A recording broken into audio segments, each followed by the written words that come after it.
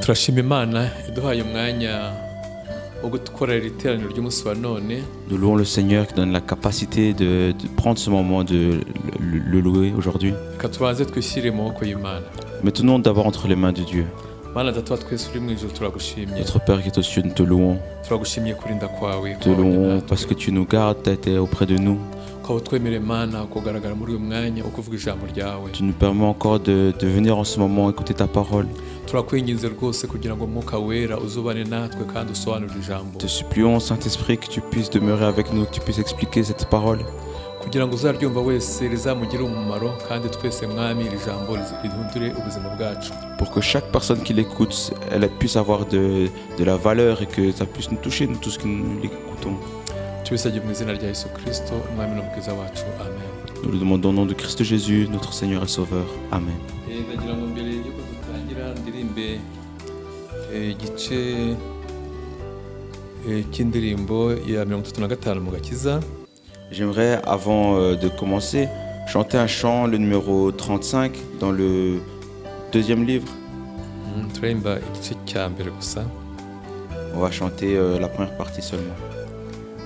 Ni Yesu wangize kuba umuvandimwe we, Imana ishimwe cyane, kandi ibyo mfite byose niwe wabimpaye, Imana ishimwe cyane, kandi yarambabariye yangira imbohore, yamviriye amaraso yo mu mutima we, ndanezerewe cyane kuko yancunguye, Imana ishimwe cyane. Turashima Imana ko ikomeje kubana natwe. Oui, nous louons le Seigneur parce qu'il continue à demeurer avec nous. Ikaba ikomeje kuturinda. Continue à nous garder. Ikarinda itorero kandi ikarinda n'abacu bose. Il garde l'église, il garde tous les nôtres. Kadutatinze dusome ijambo ry'Imana. Sans tarder, alors lisons la parole de Dieu. Cyanditswe mu Baroma ibice cya mbere umurongo wa 18. Inscrite en Romains chapitre 1 au verset 18. Umujinya w'Imana uhishurirwa uva mu ijuru, ubyukirijwe ubugome no gukiranirwa by'abantu byose bashikamiza ukuri gukiranirwa kwabo. La colère de Dieu se révèle du ciel contre toute impiété et toute injustice des hommes qui retiennent injustement la vérité captive. Que Dieu soit loué. None tugira ngo tuganire ku ijambo rivuga imibanire n'Imana. J'aimerais qu'on discute d'une parole qui dit la relation avec Dieu. Yesu arimwe asengera abigishwa be. Jésus, lorsqu'il priait pour ses disciples, yaravuze ngo ubu nibwo bugingo. Il a dit voici la vie. Kandi ngo ubwo bugingo nta bundi nukumenya Imana. Et la vie, c'est connaître Dieu. Ukamenya n'uwo yatumye ari we Yesu Kristo. Et connaître celui qui l'a envoyé, qui est Jésus-Christ. Ubugingo buhoraho nukumenya Imana. La vie éternelle, c'est connaître Dieu. Ni by'ingenzi kumenya Imana. C'est important de connaître Dieu. Kumenya Imana. Connaître Dieu, nukubana n'Imana. c'est l'expérimenter, vivre avec Dieu. None turagana ku ijambo rivuga ngo imibanire n'Imana. Aujourd'hui, on va écouter cette parole qui dit être en relation avec Dieu. Kumenya Imana rero kubana n'Imana, imibanire n'Imana nukuyegera ukayizera. Être en relation avec Dieu, c'est s'approcher de lui, lui faire confiance. Nukumva ikikubwira ukemera kuyoborwa nayo. C'est écouter ce qu'il te dit et accepter de marcher comme il le désire. Nukwikundisha umutima wawe wose n'ubwenge bwawe bwose n'imbaraga zawe zose. C'est l'aimer de tout ton cœur, de toute ton intelligence et de toute ta force. Hano dusomye ijambo mu Baroma igice cya 18. Ici nous avons lu cette parole en Romains chapitre 1 verset 18. Mwumvisemo ko harimo ijambo umujinya. Nous avons entendu qu'il y avait la parole qui dit la colère. None se ko mwumva ko harimo ijambo umujinya, muratekereza ko iyo mibanire ari yihe hagati y'umuntu n'Imana? Et si on parle de colère, quelle relation y a-t-il entre l'homme et Dieu? Iyo hagati y'umuntu n'undi hagaragayemo kurakara, hakagaragaramo umujinya, nukuvuga ngo ubwo iyo mibanire ntabwo ibitunganye. Si entre deux personnes, il y a la colère entre eux, c'est-à-dire que leur relation n'est pas au beau fixe. kandi twasomye yuko uwo mujinya watewe n'ubugome no gukiranirwa by'abantu. Et nous avons vu que cette colère est survenue à cause de l'impiété et de l'injustice des hommes. Iyo habaye bene ibyo bikorwa hagati y'umuntu n'Imana, ntabwo ubwo iyo mibanire ntabwo bigishobotse. Lorsqu'il y a ce genre de comportement entre Dieu et les hommes, la relation n'est pas possible. Iyo habonetse ubugome, Lorsqu'il y a de l'impiété hakabonekamo gukiranirwa et de l'injustice, ibyo ngibyo bituma haba urusika hagati y'umuntu n'Imana. cela fait qu'il y a un voile entre Dieu et les hommes. Urwo rusika rero rugatuma umuntu atabasha kuvugana n'Imana, ndetse wanasenga amasengesho yawe ntiyumvwe. Et ce voile empêche de parler avec Dieu. Et même lorsque tu pries, ta prière n'atteint pas Dieu. Umuhanuzi Yesaya yarabisobanuye muri Yesaya, umuhanuzi Yesaya 59:2, aho agira ati ahubwo gukiranirwa kwanyu niko kwabatandukanije n'Imana yanyu. Et le prophète Ésaïe explique cela dans son livre. Donc Ésaïe 59 au verset 2, il est écrit « Mais ce sont vos crimes qui mettent une séparation entre vous et votre Dieu. » Ni ibyaha byanyu nibyo byayiteye kubima amaso ikanga no kumva. Ce sont vos péchés qui vous cachent sa face et l'empêchent de vous écouter. Ni ukuvuga ngo ubugome gukiranirwa abantu bakora iyo bidakosowe ntabwo bishoboka kugira ngo umuntu abashe kubana n'Imana. C'est-à-dire l'impiété, toutes sortes d'injustices. Lorsque cela n'est pas corrigé, ça empêche l'homme de vivre en communion avec Ahubwo Dieu. ibyo bituma Imana iyima abantu amaso, kandi n'amasengesho basenze Imana ntiyumve. D'ailleurs, cela pousse Dieu à détourner le regard des hommes et de ne pas même écouter leurs prières. Adamu na Eva Imana yabashyize mu ngobyi ya Edeni. Adam et Ève, Dieu les a mis dans le jardin d'Éden. Kandi Imana, ijambo ry'Imana tubwira yuko iyo bicaraga hariye bumvaga imirindi y'Imana igendagenda muri iyo ngobyi. Et lorsqu'ils étaient dans ce jardin, ils sentaient la présence de Dieu qui se déplaçait dans le jardin. Bari bafite umubano mwiza hagati yabo n'Imana. Il y avait une bonne relation entre eux et Dieu. Baganira n'Imana. Ils discutaient avec Dieu. Imana ikababwira ibyo bagomba gukora. Dieu leur disait quoi faire. Ariko kuva bamaze kugomera Imana, bamaze kugira ubugome, ntabwo bumvise ngo bambaye ubusa. Mais lorsqu'ils ont commis l'impiété, ils se sont sentis comme nus. Hanyuma bituma bajya kure y'ingobyi, bajya kwihisha mu biti. Alors ils se sont éloignés dans le jardin, ils sont cachés derrière les arbres. Ahangaha Imana yaraje bumva imirindi y'Imana. Et Dieu est arrivé, ils ont entendu la voix de Dieu. Nuko Imana irabahamagara ati uri hehe? Et Dieu leur a dit, mais vous êtes où? Abarayisubiza bati, ari Adamu subiza ati numvise imirindi yawe muri iyi ngobyi, ntinyishwa nuko nambaye ubusa ndihisha. Et Adam a répondu, j'ai entendu ta voix dans le jardin et j'ai eu peur de me montrer à toi parce que j'étais nu. Icyaha bene data gituma twambara ubusa imbere y'Imana. Le péché, frères et sœurs, nous met nus devant Dieu. Kandi bigatuma nawe ubwawe wumva ufite n'isoni zo kwegera Imana. Et toi-même, tu te sens honteux de t'approcher de Dieu. Kandi Imana nayo ikakwima amaso nk'uko twabisomye. Et Dieu détourne le regard de toi comme nous l'avons lu. Inyuma y'icyaha cyose hari Satani. Derrière tout péché, il y a Satan. Inyuma y'icyaha cyose hari Satani. Derrière tout péché, il y a Satan. Kandi Satani ni umugome. Et Satan est méchant. Satani ntabwo akunda ko abantu babana. Il n'aime pas que les gens soient en bon terme. Akunda ko abantu babana n'Imana. Il n'aime pas que les gens soient en bon terme avec Dieu. Akunda ko abantu babana ubwabo. Ils ne veulent pas que les gens soient en bon terme entre eux. Satani ni watanije Adamu na Eva abatanya n'Imana. C'est Satan qui a séparé Adam et Ève de Dieu. Kaini na Abeli nabo barabavandimwe, Satani arabatanya. Et Caïn et Abel étaient frères et Satan les a séparés également. Satani ni watanije Loti n'umugore we. Satan, c'est lui qui a séparé Lot et sa femme. Kandi Satani ni watanije Ananiya na Safira abatandukanya n'itorero.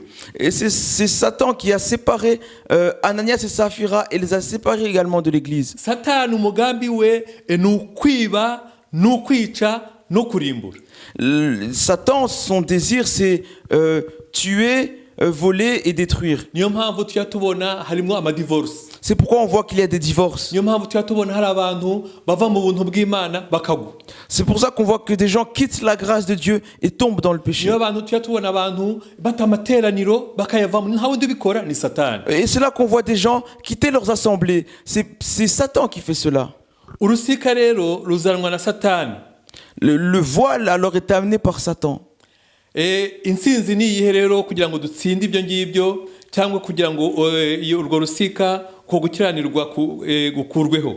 Alors quelle serait la victoire? Quel serait le moyen pour que ce voile soit retiré? mu isengesho Yesu yatwigishije rya Data wa twese uri mu ijuru, Dans la prière de notre Père que Jésus nous a enseigné, yarababwiye ati utubabarira ibyaha byacu nk'uko natwe tubabarira ababitugirira. il a dit, pardonne nos offenses comme nous pardonnons à ceux qui nous ont offensés. Igihe cyose turi gusengera isengesho, À chaque fois que nous faisons cette prière, tujye twumva neza yuko bene data twacumuye ku Mana, sachons que nous avons péché contre Dieu. twarayisuzuguye, twarayirwanije. Nous sommes mis contre Dieu, nous sommes mis en opposant à Dieu. Kubw'ibyo dukeneye imbabazi z'Imana. Et à cause de cela, nous avons besoin de pardon de Dieu. Kuko ibyo twakoreye Imana byatumye Imana haba urusika hagati yacu n'Imana. Parce qu'à cause de nos actions, il y a eu un voile entre nous et Dieu. Adamu ati numvise imirindi yawe muri iyi ngobyi, ntinyishwa nuko nambaye ubusa ndije. Adam dit, je t'ai entendu dans le jardin et comme j'étais nu, alors je me suis caché. Ijambo ry'Imana ritubwira yuko ibihembo by'ibyaha ni urupfu. La parole de Dieu nous dit que le salaire du péché, c'est la mort. Ariko dufite inkuru nziza, Mais nous avons une bonne nouvelle. kuko ngo ariko impano y'Imana ni ubugingo buhoraho. Mais le don de Dieu, c'est la vie éternelle. Imana ishimwe Que cyane. Dieu soit loué. Kuko impano y'Imana, Parce que le don de Dieu, impano y'Imana ninde? quel est le don de Dieu? Qui est le don de Dieu? Impano y'Imana ni iyihe? Quel est le don de Dieu? Ni Yesu. C'est Jésus. Kuko Yohana yabihamije agira ati, Et Jean l'a déclaré en ngo disant, nk'uko Imana yakunze abari mu isi cyane, car Dieu a tant aimé le monde, yatanze umwana wayo w'ikinege, il a donné son Fils unique, kugira ngo umwizera wese atarimbuka ahubwo ahabwe ubugingo buhoraho. afin que tous ceux qui croient en lui ne périssent pas, mais qu'ils aient la vie éternelle. Imana yaduhaye umwana wayo w'ikinege. Dieu nous a donné son Fils unique. Yesu niwe mpano twahawe, Jésus est le don que nous avons reçu kugira ngo icyaha n'urusika rwadutanyaga n'Imana rukurweho. pour que le péché et ce voile qui était entre nous et Dieu soient retirés. Umwizeye wese Et que tous ceux qui croient en lui, ntarimbuka, il ne périt pas, ahubwo ahabwa ubugingo buhoraho. mais il reçoit la vie éternelle. Wowe utaramenya Yesu Kristo, Toi qui n'as pas encore connu Jésus-Christ, ndagusaba kugira ngo wizere umwana w'intama je te w'Imana. demande de croire à l'agneau de Dieu. Reka dusome ijambo riri mu Bakorinto ba kabiri, Lisons une parole en Corinthiens, en 2 Corinthiens, ibice ni bitanu umurongo wa 17, chapitre 5, au verset 17. Abakorinto ba kabiri ibice bitanu umurongo wa 17 turageza kuri 20, turagenda dusoma imirongo dusobanura buhoro. 2 Corinthiens, chapitre 5, verset 17, nous allons lire jusqu'au 20, nous allons expliquer les versets petit à petit. Ijambo ry'Imana ritubwira ngo umuntu wese yari muri Kristo Yesu aba ari icyaremwe gishya, ibya kera biba bishize, ngo dore byose biba bihindutse bishya. Amen. La parole nous révèle que si quelqu'un est en Christ, il est une nouvelle créature. Les choses anciennes sont passées, voici toutes choses sont devenues nouvelles. Nuvuga ngo kera hari uko twari tubayeho, C'est-à-dire qu'avant, nous avions un rythme de vie. kera twari kure y'Imana, Nous étions éloignés de Dieu. ntabwo twashoboraga kwegera ubwiza Nous ne bw'Imana. pouvions pas nous approcher de la gloire de Dieu. Ariko aho twemereye Yesu Kristo, Mais dès le moment où nous acceptons Jésus-Christ, ibintu byose byahindutse bishya, toutes choses sont devenues nouvelles. tugendera mu buzima bushya. Nous marchons dans une vie Ku murongo wa nouvelle. 18, Au verset 18, ngo ariko ibyo byose bituruka ku Mana, ngo yiyunze natwe ku bwa Kristo ikaduha umurimo wo kuyunga n'abandi. Amen. et tout cela vient de Dieu qui nous a réconciliés avec lui par Christ et qui nous a donné le ministère de la réconciliation. Iyo Amen. habuze umubano hagati yacu n'Imana, Lorsqu'il y a un manque de communion entre nous et Dieu, haba hagomba kuba kwiyunga. il faut qu'il y ait une réconciliation. Ariko nk'uko umwanditsi abivuze, Mais comme l'auteur l'a dit, ngo uko kubabarirwa, uko kwegera Imana tubikesha Imana yiyunze natwe ku bwa Kristo. Cette réconciliation avec Dieu, elle vient de Dieu par Jésus-Christ. iri ni ijambo ry'urufunguzo bene data, Ça, c'est une parole clé, frères et sœurs. kuko Yesu Imana yiyunze n'abari mu isi ibikorera muri Kristo. Car Dieu s'est réconcilié avec les hommes et il est passé par Christ. Imana niyo yateye intambwe ya mbere yegera umunyabyaha, Amen. C'est Dieu qui a fait le premier pas pour s'approcher du pécheur, kandi kugira ngo atwunge n'Imana. pour qu'il puisse nous réconcilier avec lui-même. Ntabwo Imana yashimye ko igihe cyo kuduciraho iteka urubanza kirushaho kutwegera tutiyunze nayo. Dieu n'a pas désiré que la condamnation perdure sans qu'on puisse se réconcilier avec lui. Ahubwo yashimye ko hagati aho ngaho habaho kwiyunga nayo ibinyujije umwana wa Yesu Kristo. Mais il a préféré, il a désiré qu'on puisse se réconcilier avec lui en passant par Christ. Ubushake bw'Imana La volonté de Dieu, nuko dushyikirana nayo, c'est qu'on puisse être réconcilié avec lui, tukagirana nayo umubano mwiza. qu'on ait une bonne relation avec lui. Kubera iyo mpamvu Et à cause de cela, Imana yacu irambuye amaboko kugira ngo tuyegere tubane nayo.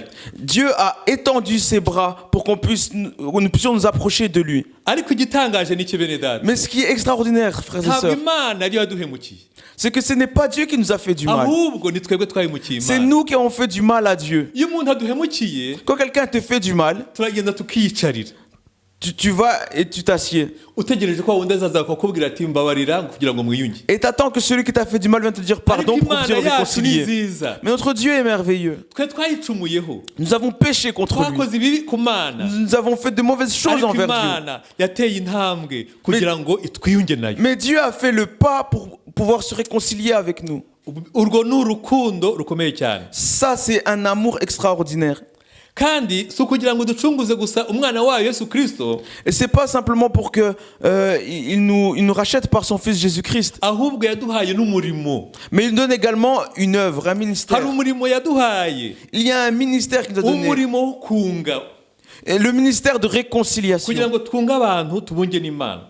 pour que nous puissions réconcilier les gens avec Dieu. Uwo ni umurimo Imana yaduhaye. Ça, c'est l'œuvre, le Reka ministère que Dieu nous a donné. turebe umurongo wa 19 aho ngaho turi gusoma Lisons au verset 19. ngo kuko muri Kristo ari mu Imana yiyungiye n'abari mu isi ntiyaba ikibabaraho ibicumuro byabo, kandi noneho yatubikije ijambo ry'umwuzuro.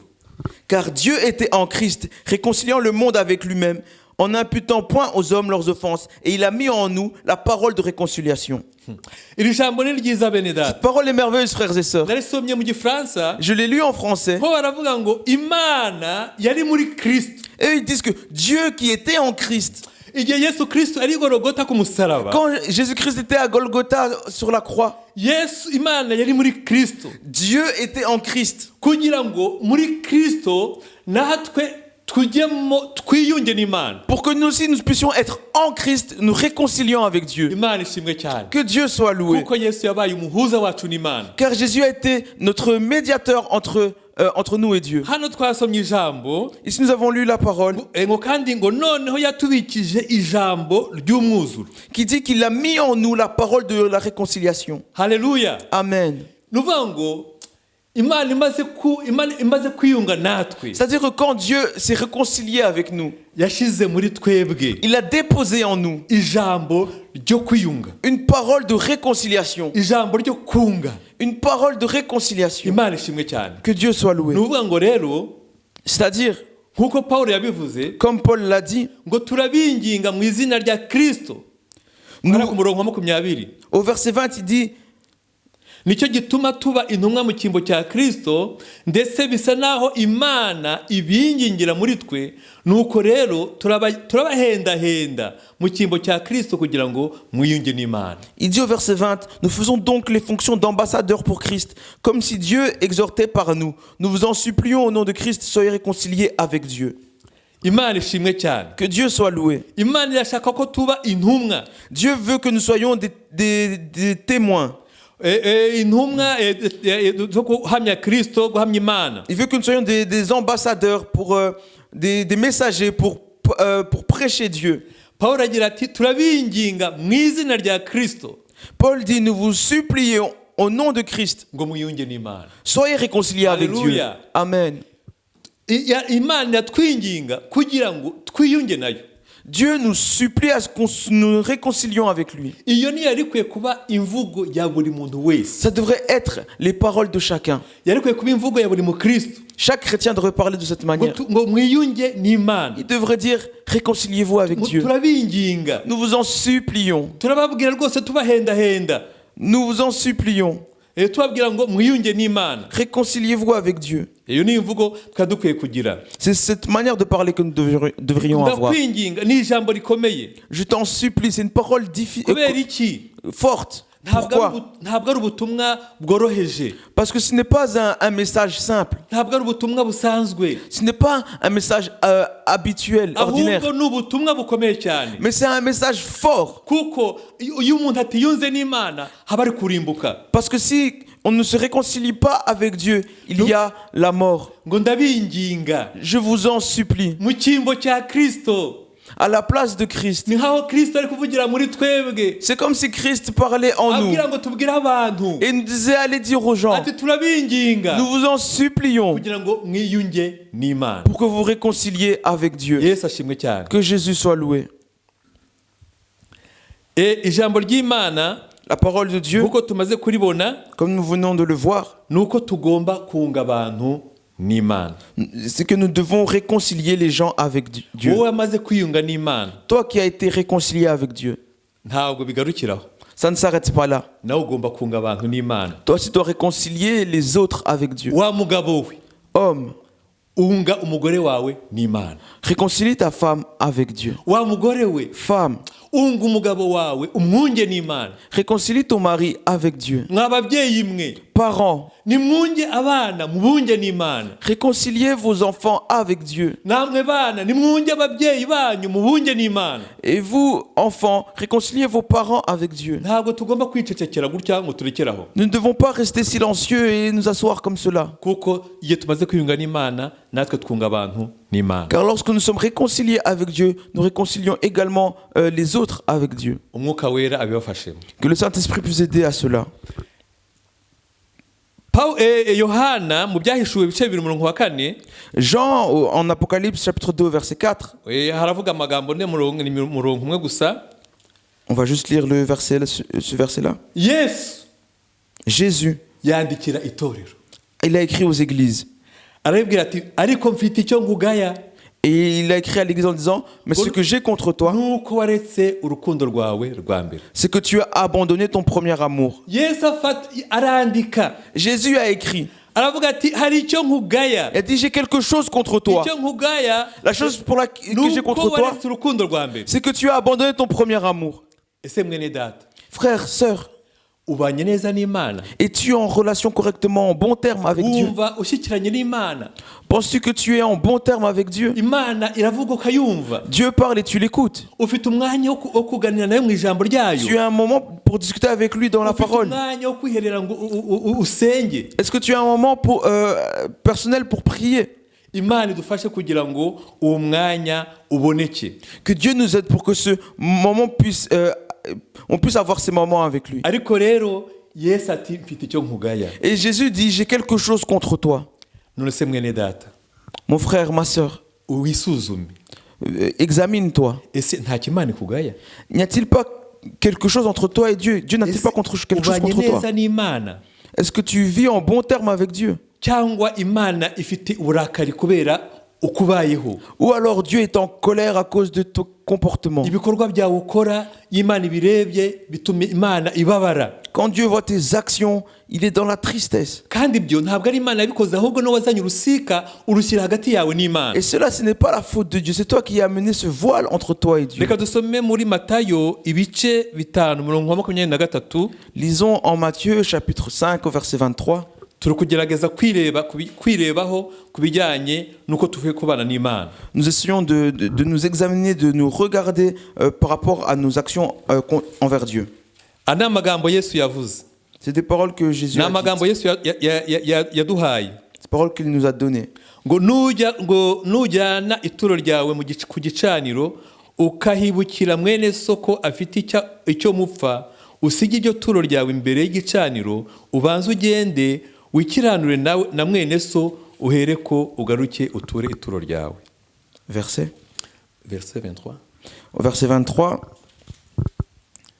il est écrit « Si donc tu présentes ton offrande à l'autel et que là tu te souviennes que ton frère a quelque chose contre toi, laisse là ton offrande devant l'autel et va d'abord te réconcilier avec ton frère, puis viens présenter ton offrande. » nujya gusengera mu rusengero cyangwa ukajya kuri Zoom cyangwa kuri YouTube, Si tu vas prier à l'église ou alors sur Zoom ou alors sur YouTube, ushaka kumva ijambo ry'Imana mu by'ukuri, tu veux réellement écouter la parole de Dieu. ugapfukama mu cyumba cyawe ugiye gutanga cyangwa ugiye gutanga nk'ituro cyangwa gukora undi murimo wose w'Imana, Tu t'agenouilles dans ta chambre ou avant de donner une offrande ou avant de faire n'importe quelle œuvre pour Dieu. ukibuka yuko hari icyo upfa na mwene so, Et tu te rappelles que tu as quelque chose contre ton frère.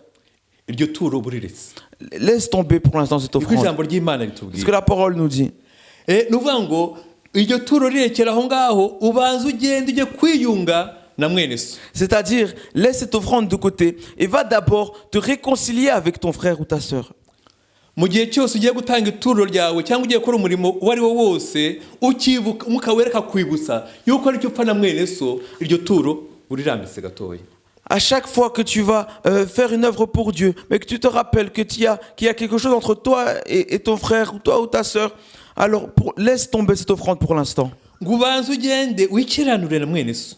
Va d'abord te réconcilier avec ton frère, ta sœur. Imana ishimwe cyane. Que Dieu soit loué. Hari abantu bajya Imana igihishurira yuko hari ibintu bitagenda neza na bene se. Il y a des gens à qui Dieu leur révèle qu'il y a un souci entre eux et leurs frères. Noneho aho kugira ngo bajye gutunganya ikitameze neza, ahubwo ugasanga bariyicariye. Et au lieu d'aller corriger ce mal-être entre les deux, ils s'asseyent, ils ne font rien. None wa murimo bari bagiye gukora bakawureka. Et cette œuvre qu'ils allaient faire, ils la laissent. Ariko si ko ijambo ry'Imana ritubwira. Mais c'est pas ce que la parole de Dieu nous dit. Ijambo ry'Imana ritubwira ko tugenda tukiyunga na mwene data. Mais la parole de Dieu nous dit qu'on doit aller et nous réconcilier avec notre frère. Hanyuma tukagaruka tugakomeza wa murimo. Et ensuite, nous revenons et nous faisons cette œuvre que nous faisions. Alléluia. Amen. Ntabwo tugomba kugenda ngo twiyicarire. Nous ne devons pas laisser de côté et aller nous asseoir. Kuko tuba tuguye mu mutego wa Satani. Parce qu'à ce moment-là, nous tombons dans le piège de Satan. Ahubwo tugomba kwiyunga n'uwo muntu tukagaruka. Mais nous devons nous réconcilier avec cette personne Tugakora umurimo w'Imana tunezerewe. et revenir faire l'œuvre de Dieu dans la joie. Izina ry'Uwiteka rigahabwa icyubahiro. Et que le nom de l'Éternel soit loué. Yesu ashimwe Que cyane. Jésus soit loué. Yesu ahimbazwe. Que Jésus soit élevé. Twiyunge n'Imana. Réconcilions-nous avec Twiyunge Dieu. na bene data. Réconcilions-nous avec nos frères et nos sœurs. Kugira ngo urusika ruhari rwose rukurweho. Pour que le voile soit retiré. Kuko icyo Imana idushakaho, Car ce que Dieu désire pour nous, nuko igihe cyose habonetse ikintu kitameze neza, c'est qu'en tout temps où il y a quelque chose qui ne va pas, tugomba kugira ubutwari bwo kwihana. nous puissions avoir ce fardeau de nous repentir. Kuko umwuka wera uturimo Car le Saint-Esprit qui est en nous, niwe uduhishurira ibyo twakoze bitanezeza c'est Imana. lui qui nous révèle les choses que nous avons faites qui ne sont pas agréables à Dieu. Dusaba umwuka wera kujya duhishurira ibitameze neza byose, Demandons au Saint-Esprit de nous révéler toutes les mauvaises choses. kugira ngo ikigaragara nk'urusika hagati yacu n'Imana gikurweho. Pour que ce qui paraît comme un voile entre nous et Dieu soit retiré. Reka mu kurangiza, Pour conclure, reka dusome ijambo riri muri Zaburi 139. lisons un verset dans Psaume. le psaume 139, verset. 23 et 24. Merci. Ni Zaburi irimo isengesho. C'est un psaume qui est comme une prière. Où Ndagira ngo il y a muri une uyu prière. mwanya turi kwiga ku bijyanye n'imibanire yacu n'Imana, Pendant ce moment, nous étudions notre relation avec Dieu. dufatanye gusenga iri sengesho. Faisons cette prière ensemble.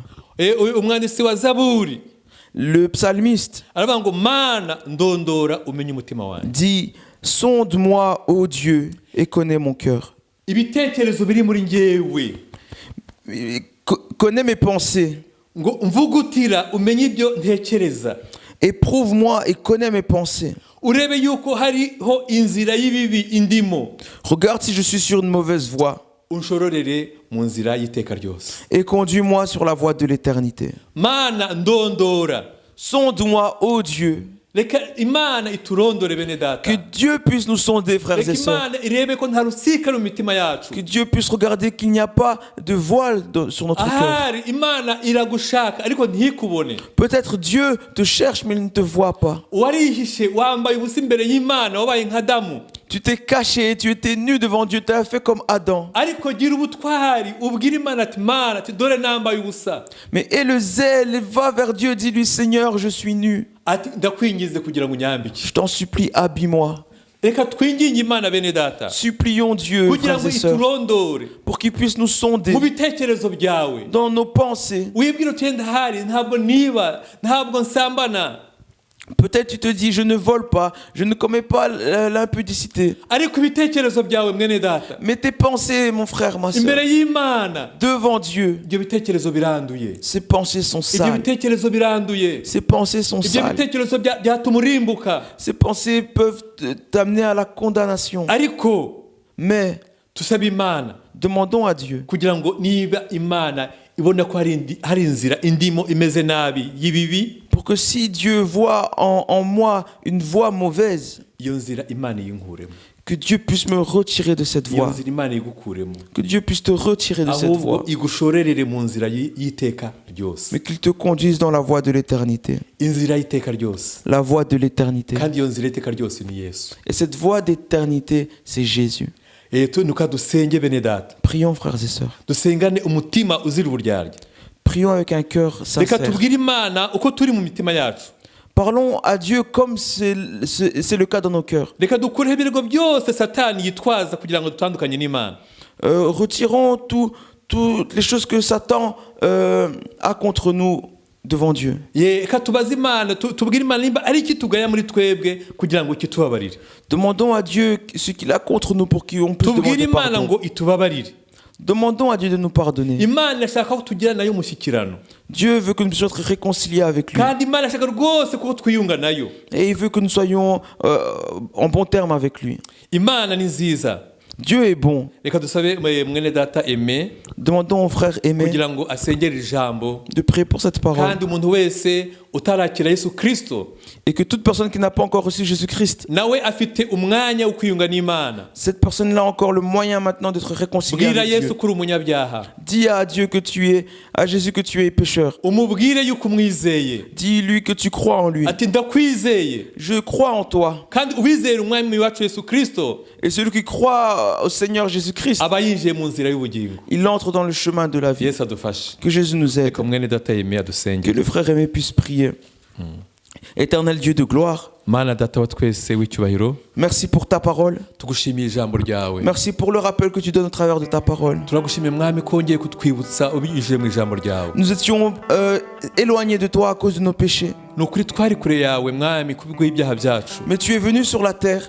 Waje mu isi, Tu as fait ce pas wateye iyo ntambwe pour nous réconcilier avec toi. kugira ngo twiyunge nawe Mana. Aujourd'hui, nous pouvons vivre cette réconciliation avec toi. None umunsi wa none turiho rwose dufite uko kwiyunga nawe Mana. Je prie pour les personnes qui ne te connaissent pas, Seigneur, Turasengera abantu bose batakuzi qui mwami. n'ont pas encore donné leur vie à toi. Abantu bose bataraguha ubugingo bwabo, Que tu ubuzima puisses leur bwabo. révéler maintenant que tu les aimes Kugira ngo nabo bihishurire ubereke yuko bakunda. et que tu puisses te réconcilier avec eux. Kandi kugira ngo nabo ni ukuri mwami biyunge nawe. Que maintenant, Seigneur Dieu, cette action puisse être faite. Kugira ngo muri uyu mwanya mwami icyo gikorwa gikoreke. Qu'il y ait des vies transformées, Kugira ngo ubugingo bw'abantu que les buhinduke. choses anciennes soient passées Kugira ngo ibintu bya kera bikurweho. et qu'ils puissent marcher en nouveauté de vie. Kugira ngo abantu bagendere mu buzima bushya. Je prie pour ceux qui se sont donnés à toi, Turasengera abamaze kukumenya mais qui se sont écartés de ton chemin. ariko bakaba baragiye inyuma y'inzira yawe Que mwami. tu puisses leur rappeler, Papa, que c'est toi qui es venu pour les sauver. Kugira ngo nabo mwami wongere ubagarure wongere ubihishure ko aribo baje kugira ngo Et qu'ils bakize. puissent de nouveau se réconcilier avec Kugira ngo toi. bongere biyunge nawe mwami. Et que cette œuvre continue jusque dans l'éternité. Kugira ngo uwo murimo ukomeze gukoreka kugeza mu bugingo Sonde buhoraho. nos cœurs, Papa. Ni ukuri mwami rondora imitima yacu. Retire-nous des mauvaises voies. Udukuremo inzira zose mbi. Qu'on puisse marcher auprès de toi. Kugira ngo tugendane nawe mwami. Que nos pensées soient sur toi. Kugira ngo ibitekerezo byacu bibe muri we mwami. Que nos cœurs soient à toi. Kugira ngo imitima yacu ibe iyawe. Au nom de Jésus. Mu izina rya Yesu Kristo. Amen. Amen.